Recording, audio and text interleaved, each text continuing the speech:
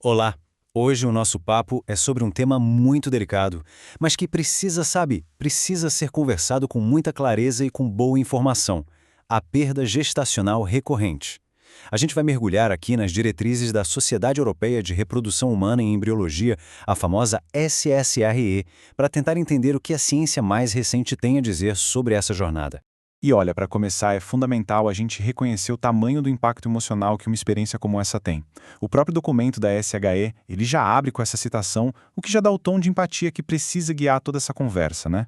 É um lembrete muito forte de que a gente está falando de luto, de perdas que são muito reais, não é só um dado clínico.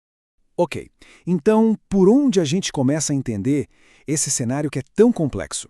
Bom, o primeiríssimo passo é ter uma definição clara, né? Porque estabelecer um entendimento médico que seja comum para todo mundo é a base para tudo, para o diagnóstico e principalmente para oferecer o apoio certo. E tá aí a definição que guia a prática clínica hoje em dia. A perda gestacional recorrente, a PGR, é quando acontece a perda de 2 ou mais gestações. E você pode se perguntar, por que esse número 2 ou mais é tão importante? É que ele é, na verdade, uma virada de chave. Ele permite que a investigação e o suporte comecem muito, mas muito antes. Não precisa mais esperar por uma terceira perda, como se fazia antigamente. Mas o quão comum é isso? Estima-se que a PGR afete algo entre 1 e 2% das mulheres. Assim, olhando o número, pode até não parecer tão raro, mas a verdade é que, para quem vive essa situação, a experiência pode ser de uma solidão imensa, sabe? Muito isoladora. Claro que a pergunta que vem logo em seguida é: mas por quê? Por que isso acontece? É isso que a gente vai ver agora. Vamos explorar o que as evidências científicas dizem sobre os fatores de risco. E aqui tem um ponto super importante. Vamos separar o que são causas comprovadas daquilo que são apenas associações, sem uma prova clara de causa e efeito. Olha só essa distinção, que é fundamental. De um lado, a gente tem fatores de risco que a ciência já bateu o martelo, sabe? Como a idade da mulher, principalmente depois dos 40, e a obesidade. Agora, do outro lado, tem coisas como o estresse. E aqui está o pulo do gato. Pode até existir uma associação, mas hoje não tem nenhuma prova de que o estresse por si só seja uma causa direta. Fazer essa separação é importantíssimo, até para ajudar a aliviar aquele fardo pesado da culpa que muitas vezes aparece. E para reforçar ainda mais essa mensagem, o próprio guia da SHR faz essa recomendação direta. É uma forma de tranquilizar, mas com base em evidências, deixando claro que o estresse sozinho não é visto como o grande vilão por trás das perdas. Bom, depois de entender os riscos, a gente entra na fase de investigação. O que se pode esperar quando se busca por respostas clínicas? O guia da ESHR, na verdade, dá um roteiro bem claro sobre quais exames são de fato recomendados e quais a gente precisa olhar com um pouco mais de cautela.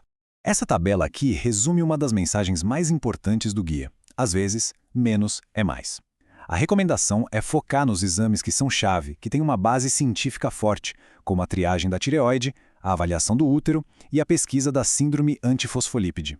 Ao mesmo tempo, o guia desaconselha sair fazendo um monte de outros testes de rotina, tipo o cariótipo dos pais, porque simplesmente não tem evidência forte o suficiente para indicar para todo mundo. A ideia é, evitar uma espécie de caças bruxas de diagnósticos e focar naquilo que realmente pode fazer a diferença. Aí, dependendo do que se encontra na investigação, a gente passa para os possíveis tratamentos. E aqui, de novo, o foco total é naquilo que a ciência já provou que funciona para diagnósticos específicos. É sobre separar o que é um tratamento de fato do que é só uma tentativa sem comprovação. E é aqui que a gente encontra um ponto de muita esperança. Quando uma causa clara é encontrada, como no caso da síndrome antifosfolípide, a SAF, a medicina já tem um caminho, um plano de tratamento bem definido e com ótimas chances de sucesso. Isso mostra que achar a raiz do problema pode sim mudar completamente o desfecho da história. Esse é um baita exemplo de tratamento que funciona. Para a SAF, a combinação de aspirina em baixa dose com heparina, começando bem no início da gestação, já mostrou que melhora e muito as taxas de bebês nascidos vivos. É um caso bem concreto, sabe, de como um diagnóstico certo leva a um tratamento que realmente funciona. Só que o cenário muda da água para o vinho quando, mesmo depois de investigar tudo, não se acha uma causa específica. E isso acontece bastante. Nesses casos de perda recorrente sem causa aparente, a abordagem de tratamento é, drasticamente diferente. E nesse ponto, a mensagem da ciência é bem direta, sem rodeios. Para os casos sem causa definida, as diretrizes são claras em não recomendar vários tratamentos que às vezes acabam sendo oferecidos. Terapias como imunoglobulina, corticoides, anticoagulantes, nada disso demonstrou melhorar os resultados nesses casos. E saber disso é vital, né? Para evitar tratamentos que não são necessários, que são caros e que ainda podem ter efeitos colaterais. E finalmente a gente chega na parte que talvez traga a pergunta mais importante de todas. Depois de passar por tudo isso, qual é o prognóstico? O que os dados mostram sobre as chances de uma futura gravidez dar certo? O ponto central do prognóstico está aqui. Mesmo que a idade e o número de perdas anteriores sejam os fatores mais importantes, a mensagem mais encorajadora é que, mesmo depois de várias perdas, a chance de uma futura gravidez de sucesso geralmente continua boa, viu? Especialmente para mulheres mais jovens. Muitas vezes, o prognóstico é bem mais otimista do que se imagina. O passado não precisa necessariamente definir o futuro. E a gente termina com essa reflexão, porque é interessante que um documento tão técnico, tão focado em medicina e ciência, destaque tantas vezes a importância do apoio psicológico do cuidado com compaixão. Enquanto a ciência corre atrás de mais respostas, o suporte emocional para ajudar a lidar com a dor, com a ansiedade, com a incerteza, isso é e sempre vai ser uma parte que não dá para substituir, é essencial nessa jornada.